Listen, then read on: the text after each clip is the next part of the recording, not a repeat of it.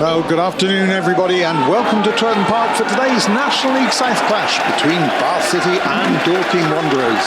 City should go into this one with confidence high after 2 wins and a draw from their last 3 outings. Hopefully, also a little refreshed, having had an additional day's recovery for the game at 𝗛𝗚𝗛𝗏 on Bank Holiday Monday. City at the moment, well, they look back to their rugged best, and with Darren Wade pushing his players' fitness and his determination to play a high-pressing game, Dorking will know that their opponents are no pushovers. It was only 4 home league games ago that these two sides met at 𝗛𝗚𝗛𝗏 Park. In that game, Dorking were cruising to victory, but instead of testing the City backline, they increasingly spent time trying to run the clock down. It frustrated the City fans and eventually referee Mr. Neil Pratt. Long shenanigans over where a throw should be taken, a sending off and 12 minutes of time added on gave City the chance to equalise, Jordan Tilson obliging with a minute to go. It was a result that certainly damaged Dorking's playoff prospects and led to the City boss describing his opponent's tactics as the dark arts of football. Well, no sorcery from us today. I'm Andrew Kerslake and I'm joined by our own magician of the microphone, Chris Chappell, for full match commentary. Well, we've got some rain here this afternoon, something we haven't seen yet. The grass is actually beginning to look green at 𝗛𝗚𝗛𝗏 Park for really the first time this season. And because of that rain, good crowd over on the Poplar side gathering under the stand there, and people still coming into the ground as I speak. So it looks like a good setup for this afternoon. It's going to be Dorking kicking off. They're going to be playing towards the Bristol end of the ground, and we are underway. Yeah, I did see an umbrella up just a moment ago. There's one just down in front of us to the right. A lot of caps there as well. People are sheltering under the roof. The City get the ball into the Dorking Wanderers half, and it's a loose ball given away, which Ash picks up. He's got Jenkins Davies ahead of him, right-hand side. Sliding tackle. Trying to step between a ball and some camera tripods. Launches it in towards the near post. It's headed towards the penalty spot. Good jump from Russ, and overhead kick is gathered well. Ash with the acrobatics, but he didn't quite get the power on it, and Harrison Fulks watched it carefully and then got a two-handed grab just outside of his goal line. I think the main difference for Dorking has been some of those longer serving players that came up through the ranks with them are the ones that have been put out to grass. Yeah, they have got some academy graduates on the bench. It's a good move by Rutherford across to Lewis, and he's drilled it into the bottom right corner. And Dorking Wanderers edge in front here at 𝗛𝗚𝗛𝗏 after just 2.5 minutes. It was good play down the left-hand side. Rutherford took it into the area and then squared it, and Denan Lewis very high up on the right-hand side, left-footed, managed to get it on target, and the sprawling Harvey Wiles-Richards was unable to keep it out of the bottom corner.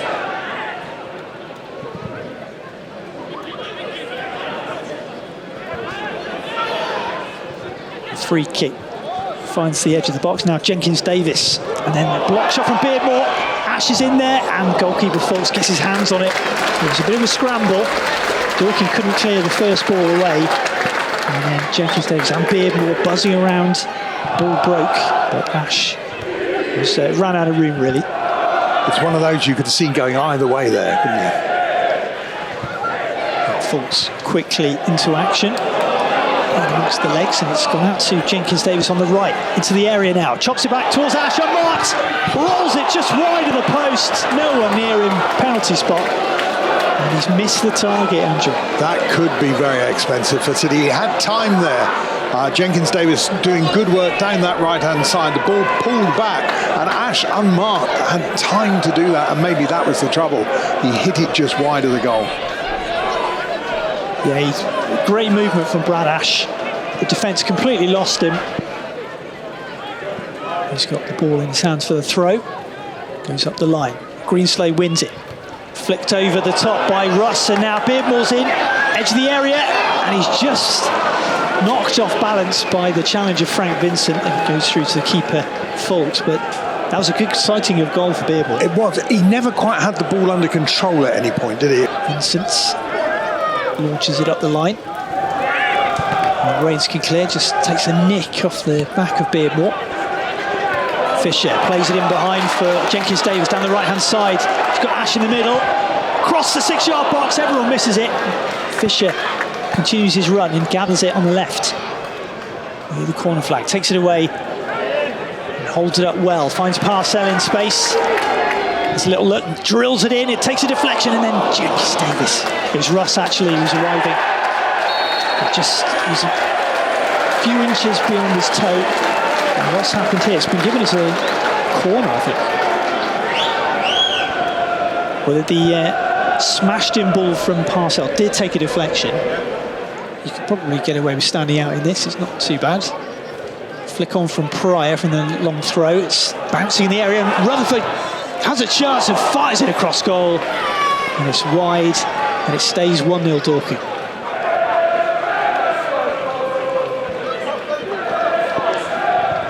And Lewis crosses from the right, and it's break for Rutherford again. A good sliding tackle. There were two flying in there. Rains was one of them, and Tilson was there too. A deep think of the Bills and siders on offer. Beardmore back to Jenkins Davis on the right hand side. Beardmore again back to goal, feints across with his left foot and carries the ball. Tackle comes in, and we're going to get a free kick. It was 𝗛𝗚𝗚𝗛𝗏, I think, who followed him in from the touchline. He has cracking goal against Taunton. He does go for goal, Greenslade. It's just over the bar. He's eyeing up a little chipped cross. Jenkins Davis can't win another throw in. The ball's played away. Rutherford goes down, has a little word with the fourth official, no foul given. Well, it wasn't a foul. I mean, the two players just collided with each other. From Rutherford, 𝗛𝗚𝗚𝗛𝗏, he wasn't looking there as Wells Richards played the ball to him, and now Wells Richards plays it against Rutherford in the box, and a penalty has been given because he knocked over the Dorking number 10. Cards out, a red card as well. Wells Richards has been sent off here. Well, my understanding is that if it's in the area, it would only be a yellow card if it's a penalty, because you get that's double jeopardy, isn't it? I'm astonished. He sent off the goalkeeper, Harvey Wells Richards, and given a penalty to Dorking Wanderers. And it was a straight red. Well, I think he was trying to block the run of Rutherford rather than being a genuine attempt for the ball after he'd, first of all, played it towards 𝗛𝗚𝗚𝗛𝗏 when he wasn't looking. It came back to him, and then he tried to knock it against Rutherford. The ball broke towards goal, and I think he was trying to just stop him from tapping the ball into the empty net. So Mitch Beardmore having to be sacrificed for goalkeeper Martin Horsell, who's made one appearance for City since joining in January, but that was as an outfield player. So Horsell takes his place in goal, and it's fired into the bottom left corner by Jason Pryor. It's his 104th goal with the colours of Dorking Wanderers across two spells.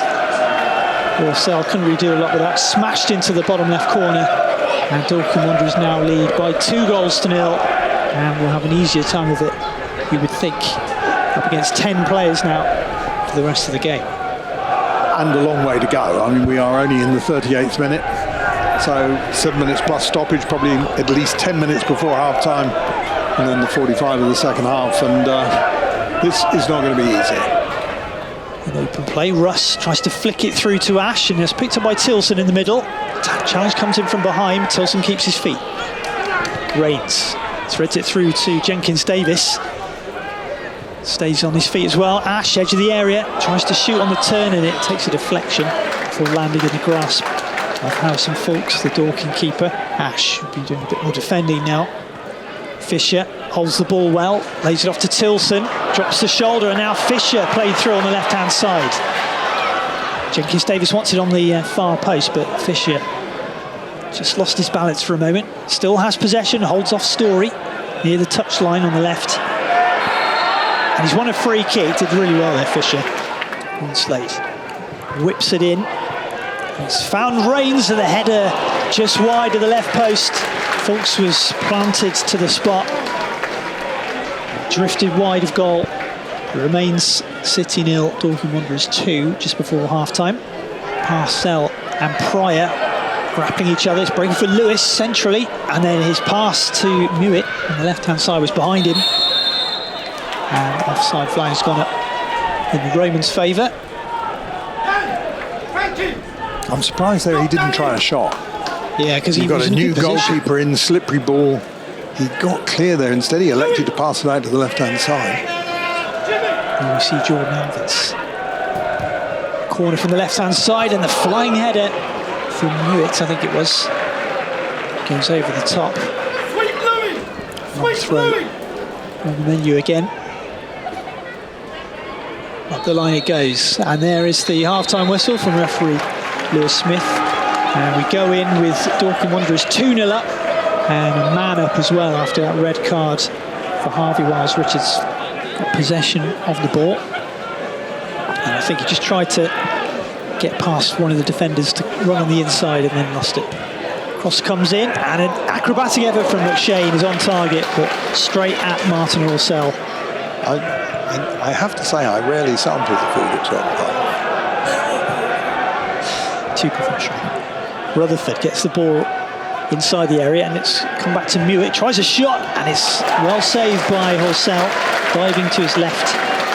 2 substitutions down there. It's going to be Brad Ash coming on, and Ewan Clark replacing him, and then Scott Wilson I can see lined up. I think this is very much the tactic that we said before. I'm pretty sure it's going to be Alex Fisher going off, and indeed it is. Centre circle as Greenslade delivers. It's a dangerous one for Fulks to get a half punch on, and then Russ heads it goalwards, and Fulks grabs the ball mid-air. But a good header on target, bit of power on it from Russ. Gallagher fires one in, and it's broken for Russ, and now Ewan Clark, edge of the area, goes for goal, and it's looped in! Ewan Clark gets the goal back for Bath City. There was a lot of fortune about it. Dorking gave it away. Overhit pass, ricocheted to Russ. He shifted it to Ewan Clark, and his first touch wasn't the best, but he swung his boots at it. Might have taken a very big deflection off the defender and looped over the head of Fulks and in for 2-1. I think you're right, Chris. I think it just touched enough of the defender to both take the pace off it, it would have gone over the crossbar, and just to make it loop down behind the keeper. But, well, City are not done and dusted here yet. They brought it back to 2-1 in Dorking's favour. It's a free kick, foul by Rains on 𝗚𝗚𝗚𝗛𝗏. Referee wants a word with Rains. Is he going to get his cards out? Didn't seem like a bookable challenge. It was just a bit of a tangle. I mean, the one on the halfway line down here was much more bookable, but indeed Rains does go into the book here. Now 𝗚𝗚𝗚𝗛𝗏 carries it down the left wing. It's a low cross in. Rutherford then helps it across. Then Russ wasn't sure what was around him, so he's prodded the ball over to the left-hand side of the field. Back into the middle. Tomlinson jumps for it, and then 𝗚𝗚𝗚𝗛𝗏 on the volley deflects into the arms of Roussel. Going into this game as we stand at the moment. Throw-in comes in. Tilson gets his head on it. It's broken for 𝗚𝗚𝗚𝗛𝗏. Again, bodies flying out to get the block in. It's bounced in the area, and then Tomlinson with the header and a free kick given. He's got the pace on Greenslade here, Denny Lewis. 2 in the middle to aim for. And a nice sliding challenge comes in from Tilson. And then Parcell on the ground hooks it away. Camp's cross deflects out for a corner.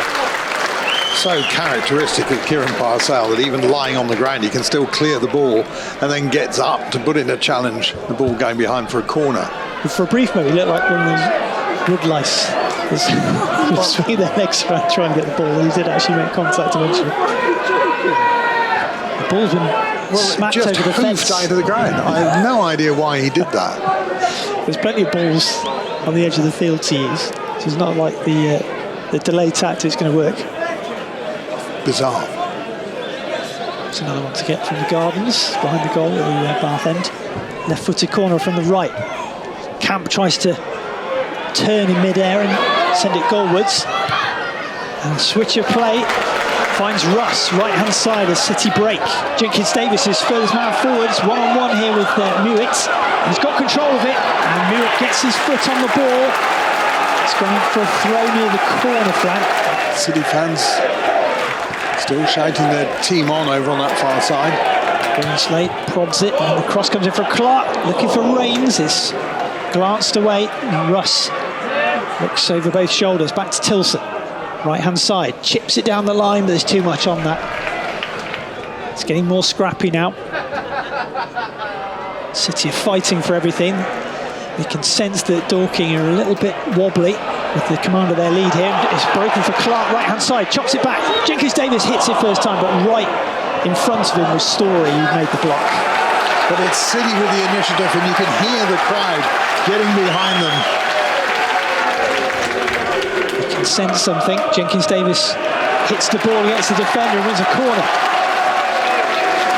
City beginning to pile on the pressure despite only having 10 men out there. Corner on the right-hand side, which Greenslade will take now. Sweeps it in towards the 6-yard line, headed to the edge of the box. Clark back into the area. Wilson was in an offside position, just ducked under it. The terrace right behind where this throw-in is being taken for Dorking. It's bounced in the area, skipped across the 6-yard box, and then Camp tries to hook it goalwards, and Rains flew in to deflect it out for a corner. I think it was off target anyway. Vincent, 2 hands in the air, whips it in again. Black and white stripes lining up to head it away. It was Parcell. It's hooked back into the box, and another shoulder barrage from Pryor. Parcell dives at the feet of Carter, the sub. Yeah, brave goalkeeping there from Horsell. Throw into Dorking. There left, it's Vincent up the line, bounces a few times, and then Mewett feigns an injury in the face. And then decides to hold his foot. Well, to be fair, he was stretching his calves when he was the furthest man back at a corner just a minute ago. So I think he is. Tomlinson there picked up a yellow card as well. He did. I think they're saving him for Tuesday. Wilson flicked it on, then got a bump in the back. This is a free kick, I think it might well be. Rains to take this free kick, just inside the Romans half on the right-hand side. Looking for Tomlinson, gets his head on it, and it's headed back to his own goal by his keeper. Towards his keeper, sorry, by Carter. It was a slightly dangerous move. Out for a throw, and now Mewett's gone down again. And we were just talking about Jack Batten, and here he comes. Yep. Well, that's maybe the final throw of the dice. So Greenslade withdrawn, so maybe Clark will slot in as a sort of wing back, or maybe Parcell just take over the role as left back. As a natural left footer. Well, Batten's going up front, it seems. This fixture, Rains wheels up, trots up the little slope into the area. It's over Tomlinson's head, almost break for Jenkins-Davis. Now Horsell will try and get there first, and does so ahead of Rutherford. Russ helps it on. Jenkins-Davis might get here, gets it past the goalkeeper, and it's hooked away from a few yards out, but they've given a foul for the challenge on the goalkeeper. Jenkins-Davis put his head in and seemed to get the ball. Now Jack Batten. I don't understand the foul there at all. Yeah, because the keeper challenged for the ball just as Jenkins-Davis did. There's then a little ruckus of players. Jack Batten involved in that, but I mean, both those players were going for the ball. There was no foul there at all, I don't think. And the crowd singing, "You don't know what you're doing." It's 5 minutes goes up on the board. All yellow cards for both Batten and Camp. Batten gets a little touch on it, but it's back to Tomlinson. Rains on his left foot, chips the ball towards Wilson. Camp wins it in the air. It's dropped for Clark, plays it in behind. Camp again, it's Story, sorry, he heads that one away. Then Gallagher, and he's won himself another free kick inside the area. Rains delivers the throw in towards Batten and Tomlinson. It's dropped from Russ, it just dinks it into the area. It's cleared away though, and now Dorking can break. They've got 4 men flying forward, and one of them in the middle is Lewis, gets it past Horsell, who takes him out, and I think this is going to be tapped in by Camp. And Dorking Wanderers sticking in the net, but the flag is up because Horsell, I think he might be sent off here as well, and Horsell is sent off as well. Well, he had to try and break up that counter-attack where 3 red and white striped shirts were flying towards goal. He got the challenge in on Lewis, and I think that would arguably be a red card. Yes, I mean the tackle occurred outside. I thought the linesman was flagging for offside over there. But, well, City, it's the first time in my memory they've got through 2 goalkeepers in one game. Joe Rents does actually take the gloves, finally. But yes, Martin 𝗚𝗛𝗚𝗛𝗧𝗦, I mean, in a way, he should have just let that go. 3-1 wouldn't have made much difference from 2-1 at this stage of the game. And City, I think they will pay the penalty for this at that Chesham game. Maybe they'll look to bring in a lone keeper for a couple of matches.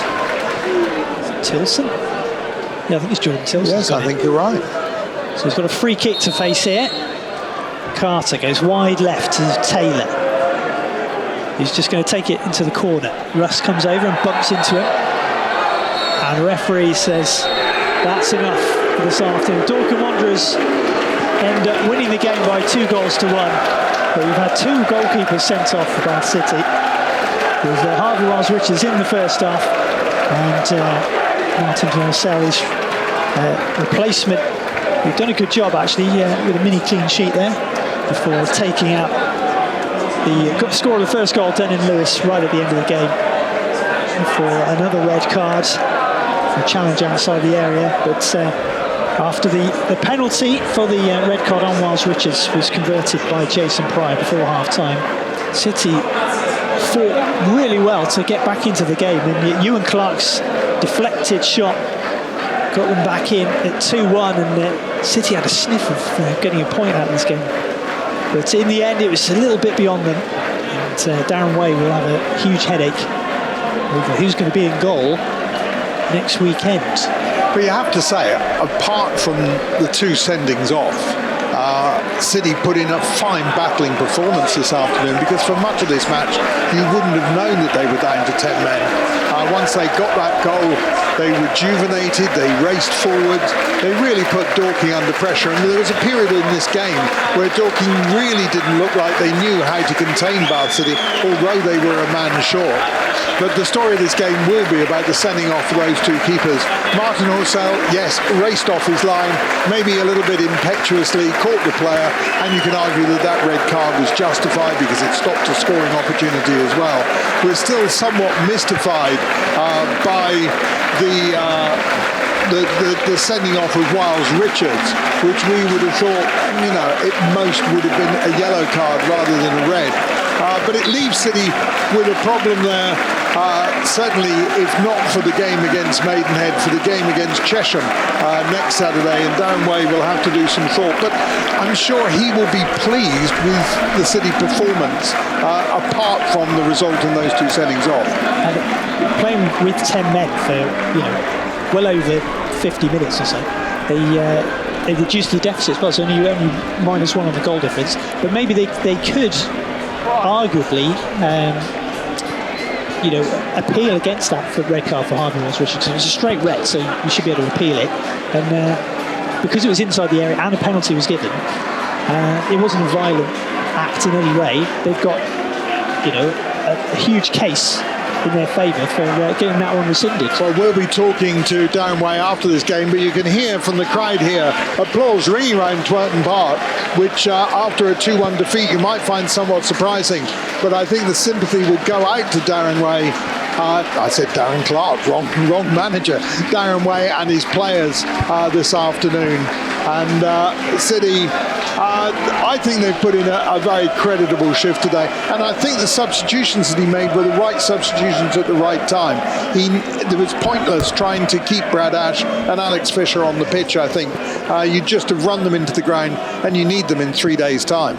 Well, the games in this league come thick and fast. Tuesday night, City, of course, home here at Twerton Park against Maidenhead. Do get down for that one if you can. And then next Saturday, away at Chesham. But the story this afternoon, City going down 2-1 after a really battling performance against Dorking Wanderers. The story of the game, undoubtedly, the sending off of Harvey Wiles Richards, and then the sending off of substitute keeper Martin 𝗚𝗚𝗛𝗚𝗛𝗧𝗏 right at the end of this game. And Darren Way will need to do a little bit of thinking about how he handles things ahead, but I think he'll be proud of his side. Thank you for listening to us this afternoon, and have a good weekend.